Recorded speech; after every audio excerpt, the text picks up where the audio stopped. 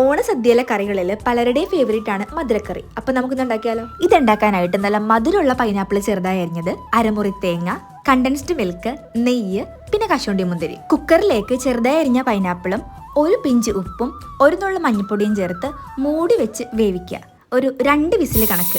അതാണ് അതിന്റെ വേവിന്റെ പാകം. പൈനാപ്പിൾ നന്നായിട്ട് വെന്തുടഞ്ഞിട്ടുണ്ട്, അതവിടെ ഇരിക്കട്ടെ. ഇനി അരമുറി തേങ്ങ അരച്ച് നല്ല കട്ടിപ്പാലെടുത്തിട്ട് ഫ്ലെയിം ഓൺ ചെയ്ത് ചട്ടി അടപ്പത്ത് വെച്ച് ഇതിലേക്ക് തേങ്ങാപ്പാലും ആ വെന്ത ഉടഞ്ഞ പൈനാപ്പിളിന്റെ ഒരു ഭാഗവും ചേർത്ത് നന്നായിട്ട് ഇളക്കി യോജിപ്പിക്കുക. ചെറുതീയിൽ വേണം ഇതെല്ലാം ചെയ്യാൻ. മാറ്റി വെച്ച പൈനാപ്പിളും കൂടെ അരച്ചു ചേർക്കുമ്പോഴേക്കും ഒരു കുറുകം പാകമാവും. ഇതിലേക്ക് മധുരത്തിന് പഞ്ചസാരയും ചേർത്ത് തിള വരുന്നതിന് മുന്നേ ഉള്ള പാകമാകുമ്പോൾ ഫ്ലെയിം അങ്ങ് ഓഫ് ചെയ്യുക. ചെറു ചൂടോടെ ഇതിലേക്ക് കണ്ടൻസ്ഡ് മിൽക്കും നെയ്യിൽ വറുത്ത് കോരിയ കശുവണ്ടിയും മുന്തിരിയും കൂടി ചേർക്കുമ്പോഴേക്കും നമ്മുടെ പൈനാപ്പിൾ മധുരക്കറി ഇവിടെ റെഡി.